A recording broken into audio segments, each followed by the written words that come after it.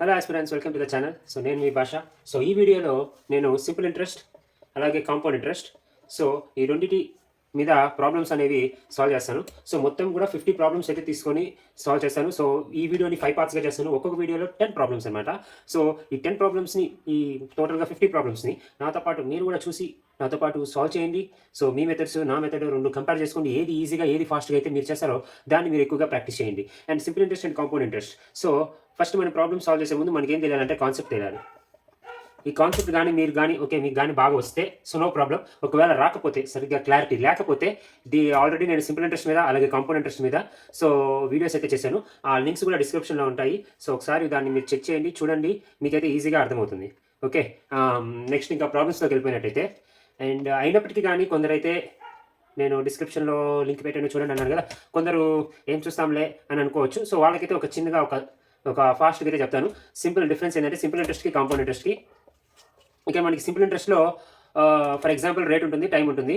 Okay, మనకి effective rate అనమాట. So effective rate అనేది రేట్ ఇంటూ టైం చేస్తే మనకి ఎఫెక్టివ్ రేట్ వస్తుంది. ఓకేనా. సో రేట్ 5% ఇచ్చి టైం వచ్చేసరికి 2%, టైం వచ్చేసరికి 2 years ఇచ్చేసరికి మనకి సింపుల్ ఇంట్రెస్ట్ ఏమవుతుందంటే 2 × 5 10% of the principal is nothing but simple interest అంటాం. కానీ కాంపౌండ్ ఇంట్రెస్ట్లో అలా ఉండదు. సో కాంపౌండ్ ఇంట్రెస్ట్లో ఎఫెక్టివ్ రేట్కి ఇంకో ఫార్ములా ఉంటుంది. అదేంటంటే ఫర్ ఎగ్జాంపుల్ 2 years ఉన్నట్టయితే మనకి ఫార్ములా వచ్చేసరికి A+B+AB/100 అనమాట.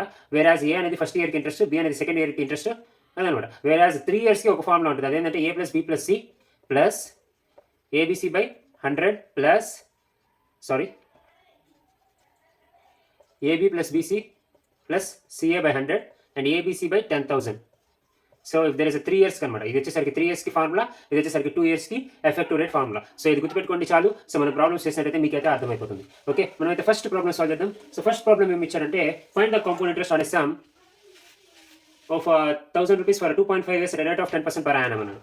ఓకే, సో ఓకే, మీకు కాంపౌండ్ ఇంట్రెస్ట్ వచ్చు అనుకుందాం. సో కాంపౌండ్ ఇంట్రెస్ట్ వచ్చు, ఫార్ములా తెలుసు. సో ఫార్ములా కాంపౌండ్ ఇంట్రెస్ట్ ఫార్ములా ఏముంటుంది? Amount is equal to principal into 1 plus R/100, right? R/100 whole power T. Okay, ఇది ఫార్ములా. నాకు ఈ ఫార్ములా వచ్చు. ఈ ఫార్ములా తీసుకొని సాల్వ్ చేద్దామని మీరు ట్రై చేయొచ్చు. ఓకేనా, కాబట్టి ట్రై చేసి చూడండి. మీరైతే సాల్వ్ చేయలేదు, ఎందుకంటే ఇక్కడ T మనకి ఎంత ఇచ్చారంటే 2.5 ఇచ్చాడు. సో 2.5 years అన్నాడు. కాబట్టి మీకు ఆబ్వియస్లీ సాల్వ్ చేస్తే సంథింగ్ ఎంత వస్తుందంటే 1.1 వస్తుంది. సో 1.1 హోల్ పవర్ 2.5 అనేది మీరు ఎక్కడి నుంచి సాల్వ్ చేస్తారు? డిఫికల్ట్ అవుతుంది కదా. కాబట్టి అన్ని ప్రాబ్లమ్స్ కూడా మనము ఫార్ములాని యూజ్ చేసి చేయలేము. ఓకే, సో ఒకసారి ఈ ప్రాబ్లమ్ సాల్వ్ చేద్దాం. సో ఇక్కడ మనకి క్వశ్చన్ ఏమి ఇచ్చారంటే ప్రిన్సిపల్ ఇచ్చాడు. ఫైన్, ప్రిన్సిపల్ వచ్చేసరికి మనకి ఎంత అన్నాడంటే 1000 అన్నాడు. ఆ తర్వాత time 2.5 years and rate of interest వచ్చేసరికి 10% per annum అన్నాడు. ఓకే ఓకే మీరు చెప్పారు కదా, నాకు 2 yearsకి ఇచ్చారు, 3 yearsకి ఇచ్చారు, మరి 2.5 yearsకి ఇవ్వలేదు కదా, మరి దీన్ని ఎలా సాల్వ్ చేయాలి అని మీకు డౌట్ రావచ్చు. సో దానికి చెప్తాను, ఇక్కడ జాగ్రత్తగా అయినండి. సో మీకు కాంపౌండెడ్ యాన్యువల్లీ అనమాట, ఈ కాంపౌండ్ ఇంట్రెస్ట్ అనమాట. సో కాంపౌండ్ ఇంట్రెస్ట్ ఎలా తీసుకుంటారంటే ఫస్ట్ ఇయర్కి, సెకండ్ ఇయర్కి, థర్డ్ ఇయర్కి, ఫోర్త్ ఇయర్కి అలా తీసుకుంటారు, రైట్? ఇప్పుడు మనకి 1 yearకి ఎంత అన్నాడు? 10% అన్నాడు కదా. 2 years 2.5 yearsలో ఓకేనా. సో 1 year ఉంటుంది. ఓకే, అలాగే 1 year అయిపోతుంది, మీరు కాంపౌండ్ ఇంట్రెస్ట్ ఇస్తారు. నెక్స్ట్ ఇంకో 1 year అయిపోతుంది, కాంపౌండ్ ఇంట్రెస్ట్ ఇస్తారు. నెక్స్ట్ మీరు ఏమి అలా 1 yearకి ఇవ్వలేదు, మీకు ఇచ్చింది ఎంత టైం? 2.5 కదా, కాబట్టి హాఫ్ ఇయర్కి ఇస్తే చాలు. ఓకే, అండ్ 1 yearకి మనకి ఇక్కడ సింపుల్ ఇంట్రెస్ట్ రేట్ ఎంత? 10 ఇచ్చింది, అదే కదా 1 yearకి. ఓకే, 1 yearకి ఎంత? 10 ఇక్కడ కూడా. కానీ ఇక్కడ హాఫ్ ఇయర్ అనమాట. 1 year 10 అయితే హాఫ్ ఇయర్కి ఎంత? 5% కదా. ఓకే, ఇది ఏ, ఇది బి, ఇది సి అనమాట. ఇప్పుడు మనకి ఫార్ములా తెలుసు, A+B+C effective interest rate by AB plus BC plus CA by 100 plus ABC/10,000. Okay, this is the formula, right? ఇప్పుడు మనం దీన్ని సాల్వ్ చేసినట్టయితే మనకి ఎంత వస్తుందంటే 10 + 10 + 5 25 ప్లస్ AB వచ్చేసరికి 100, BC వచ్చేసరికి 50, CA వచ్చేసరికి 50 వస్తుంది, డివైడెడ్ బై 100 ప్లస్ ABC అంటే 10 × 10 ఎంత? 100, 100 × 5 అంటే 500. So 500 divided by 10,000, right? ఇదంతా సాల్వ్ చేస్తే నాకు ఎంత వస్తుందంటే 25. సో ఈ వాల్యూ వచ్చేసరికి 200/100 2 వస్తుంది. ఇది వచ్చేసరికి 2 0 క్యాన్సిల్ 0.05 వస్తుంది. సో మొత్తం ఆన్సర్ ఎంత వస్తుందంటే 27.05 వస్తుంది. సో 27.0 ఇదేంది? ఎఫెక్టివ్ ఇంట్రెస్ట్ రేట్ అనమాట. ఓకే, ఈ effective interest rate of principal is what? Compound interest. Okay, so 27 అక్కడ మనకి ప్రిన్సిపల్ ఎంత ఇచ్చారు? 1000 ఇచ్చారు. కాబట్టి మనం ఇక్కడ రాసుకుందాం 27.05% ఆఫ్ ప్రిన్సిపల్ ఎంత? 10,000. 1000. This is the compound interest. Okay, పర్సెంట్కి 2 zeroలకి క్యాన్సిల్, అప్పుడు ఒక 0, అప్పుడు ఆన్సర్ ఎంత వస్తుంది?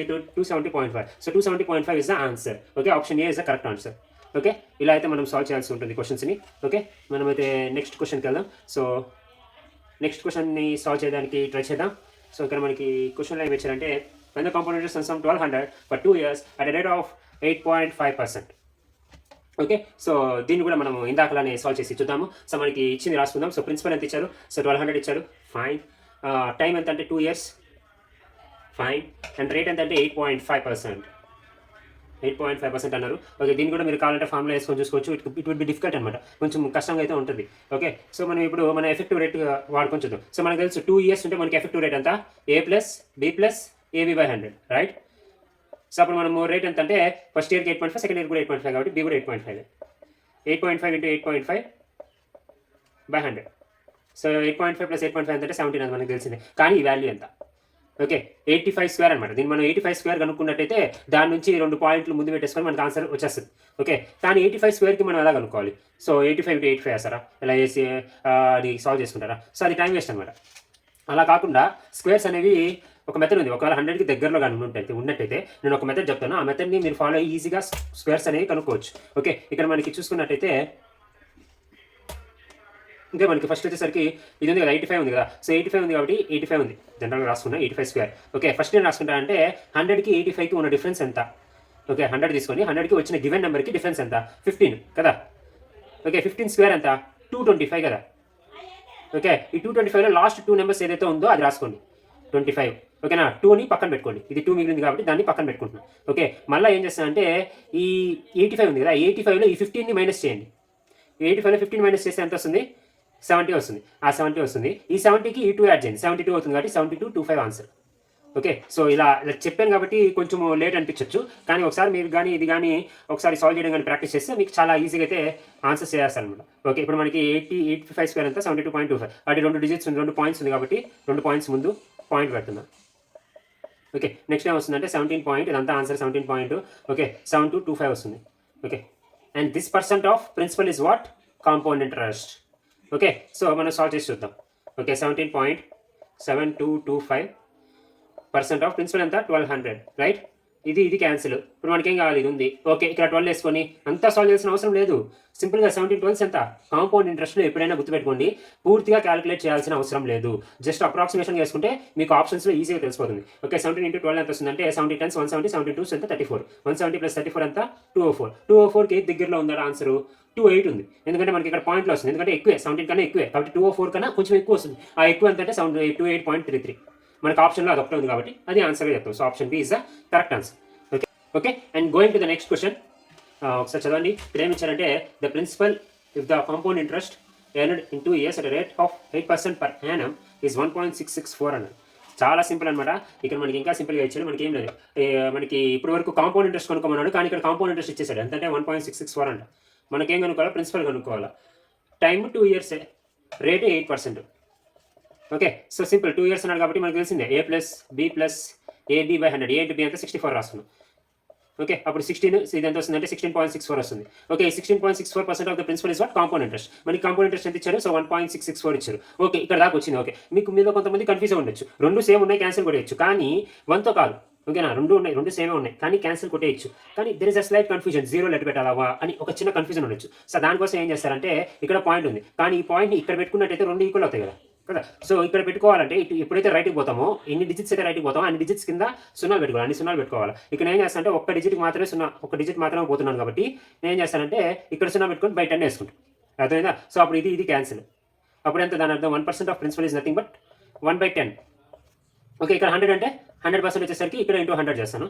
సో మనకి ఆన్సర్ ఎంత వస్తుందంటే 10 వస్తుంది. So 10 is the answer and option B is the correct answer. Okay, and the next question is if the compound interest earned on a rate of 8.33% per annum for 2 years is 27.69 rupees, then find the principal అన్నారు. So మనము ఇచ్చింది రాసుకుందాం. So rate ఇచ్చారు, first rate 13%, time వచ్చేసరికి 2 years. Okay, and మనకి compound interest సిమిలర్గా ఇందాక ఏదైతే ప్రాబ్లమో అదే సేమ్ కైండ్ ఆఫ్ ప్రాబ్లమ్ ఇది. ఓకే, సిమిలర్గా ఎఫెక్టివ్ రేట్ ఆఫ్ ఇంట్రెస్ట్ కనుక్కుంటాను. సో 2 years అన్నాడు, 13% అన్నాడు. So 13 + 13 26, 26 + 13 × 13 169 divided by 100. ఓకే, ఇప్పుడు దీన్ని ఫర్దర్ సాల్వ్ చేస్తే మనకి ఏం రాదు? 27.69 వస్తుంది. ఈ 27.69% of principal is what? Compound interest. Compound interest ఎంత అంటే 27.69, సేమ్ వాల్యూ ఇచ్చాడు కాబట్టి క్యాన్సిల్ ఏది అవుతుంది? సో 1 అవుతుంది. 1% ఆఫ్ ప్రిన్సిపల్ ఇస్ 1 అన్నప్పుడు 100% ఆఫ్ ప్రిన్సిపల్ ఏం కాదు, 100 అవుతుంది కాబట్టి answer is 100. Okay, and option A is the correct answer. Okay, and the next question is how much will a some of 25,000 అన్నాడు. అంటే సమ్ ఆఫ్ 25,000 అంటే అది ప్రిన్సిపల్ అన్నమాట.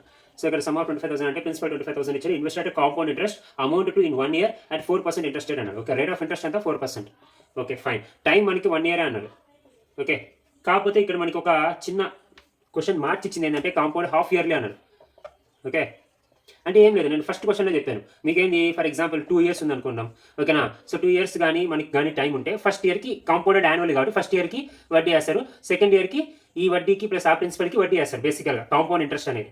ఓకేనా? ఇది ఎప్పుడు యాన్యువల్లీ కాంపౌండెడ్ యాన్యువల్లీ అన్నప్పుడు. కాంపౌండెడ్ హాఫ్ ఇయర్లీ అంటే ఇక్కడ మీకు 1 ఇయర్ ఉంది కదా! ఓకేనా? ఈ 1 ఇయర్‌లో హాఫ్ ఇయర్ అయిపోతుంది. హాఫ్ ఇయర్ అంటే ఎంత 6 మంత్స్ అయిపోతుంది అనుకుందాం. ఓకే. 6 మంత్స్ అయిపోతుంది. అప్పుడు వడ్డీ ఇస్తారనమాట. అలాగే నెక్స్ట్ ఇంకో 6 మంత్స్ వడ్డీ ఇస్తారు. 1 ఇయర్ ఉంది కాబట్టి. ఒకవేళ 3 ఇయర్స్ ఉంటే 6 మంత్స్, 6 మంత్స్, 6 మంత్స్ అలా రాసుకోవాలి. అప్పుడు 6 మంత్స్‌కి ఇప్పుడు మనకి రేట్ ఆఫ్ ఇంట్రెస్ట్ ఎంత? 4%. అది ఇప్పుడు 1 ఇయర్‌కి 4%. ఓకేనా? మనకు కావాల్సింది ఎంత? 6 మంత్స్‌కి కావాలి. 6 మంత్స్ అంటే హాఫ్ ఇయర్ కదా! హాఫ్ ఇయర్‌కి ఎంత అవుతుంది? ఇది కూడా హాఫ్ అవుతుంది. అంటే 2% అవుతుంది. అంటే ఇది ఎంత? 2%. ఇది ఎంత? 2%. అంటే ఇది ఎంత? ఇది ఏ, ఇది బి. మనకు ఫార్ములా తెలిసిందే. ఫార్ములా వేసుకుంటే మనకి ఆన్సర్ వచ్చేస్తుంది. ఓకే. ఏ ప్లస్ బి మనకు ఫార్ములా తెలిసిందే. A plus B by AB by 100 కదా! ఓకే. అప్పుడు ఎంత వస్తుంది? 2 + 2 + 2 × 2/100. దీన్ని ఫర్దర్ సాల్వ్ చేస్తే నాకు ఎంత వస్తుంది అంటే 4.04 వస్తుంది. ఇది ఏంది? Effective interest rate. ఈ effective interest rate of principal ఏమొస్తుంది? మనకి కాంపౌండ్ ఇంట్రెస్ట్ వస్తుంది. మనం కనుక్కోవాల్సింది అదే. ఓకే. సో నేను ఇది రబ్ చేస్తాను. ఓకే. ఇప్పుడు మనకి ప్రిన్సిపల్ ఎంత ఇచ్చాడు? 4.04% ఆఫ్ ప్రిన్సిపల్ ఎంత అంటే 2500.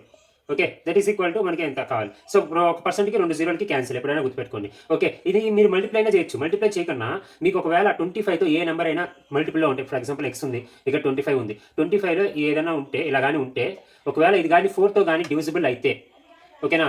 దీన్ని మీరు 100/4 రాసుకొని సాల్వ్ చేస్తే ఇంకా ఈజీగా ఉంటుంది. ఓకే. సో అప్పుడు 4.04 ఇంటూ 25 నేనే రాస్తానంటే 100/4 రాసుకుంటా. ఓకే. అప్పుడు 4 ఇది క్యాన్సిల్ కదా! 1.01 కదా! సో అప్పుడు మనకి ఇది ఎంత వస్తుందంటే 101 వస్తుంది. Okay. 101 is what? Compound interest.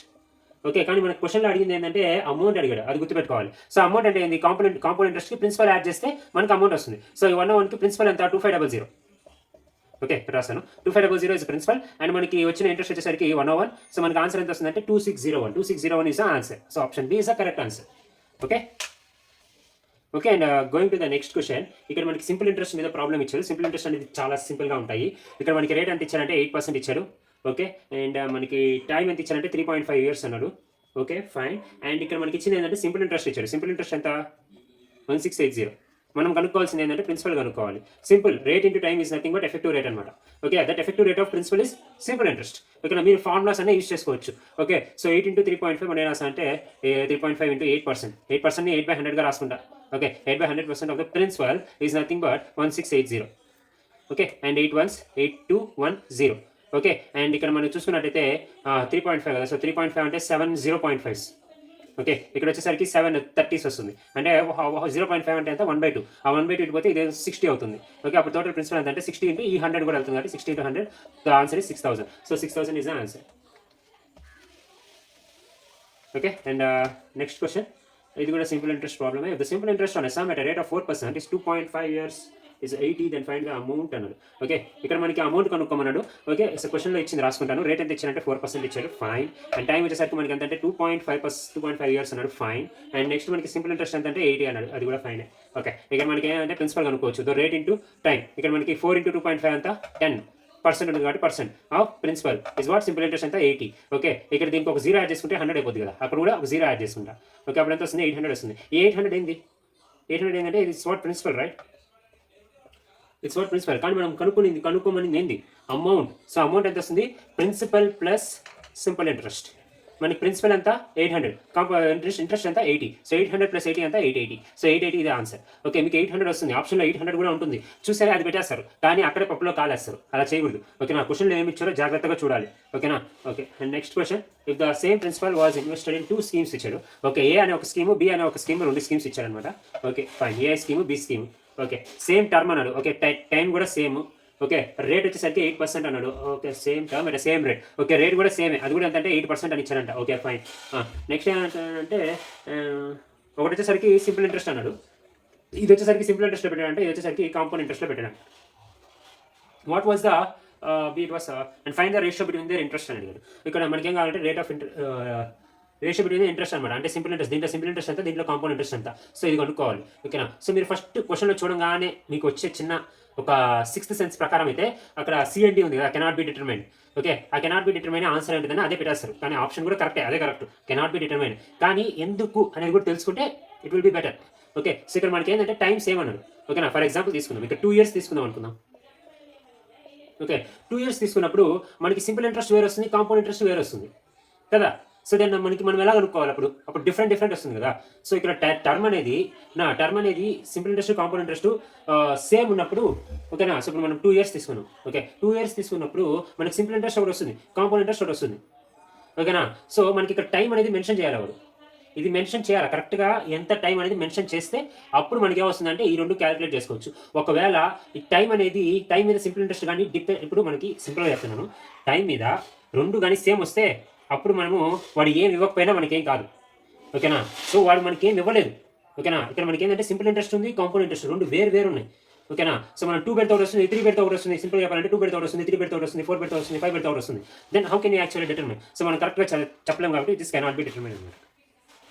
Okay, and the 9th question, if the compound interest on a sum is 840 at a rate of 10% for 2 years, and find the simple interest on the same sum on and for the same parameters అన్నమాట. ఇక్కడ simple అనమాట. ఇక్కడ మనకి ఏంటంటే compound interest simple interest రెండు కలిపి ఇచ్చారనమాట. ఓకేనా, సో మనకి కాంపౌండ్ ఇంట్రెస్ట్ వచ్చేసరికి the compound interest on some, compound interest వచ్చేసరికి 840 ఇచ్చాడు. ఓకే, సమ్ వచ్చి నాకు తెలియదు, ప్రిన్సిపల్ ఎంత నాకు తెలియదు, రేట్ వచ్చేసరికి 10 అన్నారు. ఓకే, టైం వచ్చేసరికి 2 years అన్నాడు. Okay, effective rate of interest మనకు తెలిసింది ఎంత, 10 + 10 ఎంత, 20 + 10 × 10 divided by 100. సో సాల్వ్ చేస్తే ఎంత వస్తుందంటే 21 వస్తుంది. 21 is what? Effective rate of principal is what? Compound interest ఎంత ఇచ్చాడు? 840 ఇచ్చాడు. సో అప్పుడు మనకి 1 క్యాన్సిల్ పోతే ఎంత వస్తుందంటే 4 వస్తుంది. సో అప్పుడు 1% 40 వచ్చినప్పుడు 100% ఎంత వస్తుంది? 100% ఆఫ్ ద ప్రిన్సిపల్ 2 జీరోలు వేసుకోవాలి, అంత 4000 వస్తుంది. ఈ 4000 ఏంది ప్రిన్సిపల్. ఓకే, మనకి క్వశ్చన్లో అడిగింది ఏంది? Simple interest. So simple interest అంటే ఏంది? PRT/100 అనే వేసుకోవచ్చు మీరు. ఓకేనా, అదే వేసేస్తాను చూడండి. ఓకే, సో P ఎంత 4000. ఓకేనా, సో R ఎంత 10. సేమ్ రేట్ అన్నాడు కాబట్టి, సేమ్ పారామీటర్స్ అన్నాడు కాబట్టి నో ప్రాబ్లం. సో అప్పుడు 2 జీరోలు ఎంత వస్తుందంటే 800 వస్తుంది. 800 is the answer. Okay, and last question in this, ఈ పర్టికులర్ వీడియోలో అయితే last question. Okay, and some of money triples it self in 8 years at a certain rate of simple interest అన్నాడు. Okay, ఇలాంటి questions చాలా important, జాగ్రత్తగా చూడండి. ఓకేనా, ఒక ప్రిన్సిపల్ ఉంది అనుకుందాం. ఓకే, ఒక ప్రిన్సిపల్ ఉంది మనకి. ఆ ప్రిన్సిపల్ అనేది ఏమైందంటే 8 yearsలో ఏమైందంటే ట్రిపుల్ అయిందంట. అదే కదా ఇచ్చింది. సో ఇదంతా ఏంటంటే 3P అయింది. ఓకే, ఇక్కడ మనకి ఎన్ని ఇయర్స్ పట్టింది? 8 years పట్టింది అంటున్నాడు. ఓకే, మనకి ఎంత ఇంక్రీజ్ అయింది? 2P ఇంక్రీజ్ అయింది. ఆ 2P కదా మనకి interest. Okay, so 2P is what? 2P is the interest అనమాట. ఆ ఇంట్రెస్ట్ రావడానికి మనకి ఎంత 8 years పట్టింది. ఓకే, క్వశ్చన్లో ఉండేది రాసుకుంటున్నాను. ఇప్పుడు మనకు కొన్ని క్వశ్చన్ ఏమి ఇచ్చారంటే how long will it take for it to become 5 times at the same rate of interest అన్నాడు. ఓకే, ఇది మనకి ఏం అవ్వాలంట? 5 times అవ్వాలంట. సో 5 times అవ్వాలి అంటే ఇక్కడ మనకి ఎంత ఇంక్రీజ్ అయింది? 4P ఇంక్రీజ్ అయింది కదా. ఓకేనా, సో ఇది ఎంత టైం అని అడిగాడు. సింపుల్, ఇక్కడ మనం చూసుకున్నట్టయితే 2P ఇంక్రీజ్ అయ్యేదానికి 8 years పట్టినప్పుడు 4P ఇంక్రీజ్ అయ్యేదానికి ఎన్ని ఇయర్స్ పడుతుంది? క్రాస్ మల్టిప్లికేషన్ చేసుకోవచ్చు, లేదా ఇక్కడ ఇంటూ 2 అయింది కాబట్టి ఇక్కడ కూడా ఇంటూ 2 అవ్వాలి కాబట్టి 16 is the answer. And option number B is the correct answer. Okay, and ఇక్కడతో ఈ వీడియో అయిపోయింది. సో నెక్స్ట్ వీడియోలో ఇంకో 10 ప్రాబ్లమ్స్ అనేవి మనం సాల్వ్ చేద్దాం. So until then take care, bye bye. ఒకవేళ మీరు సబ్స్క్రైబ్ చేసుకోకపోతే సబ్స్క్రైబ్ చేసుకోండి. And see you later, bye by.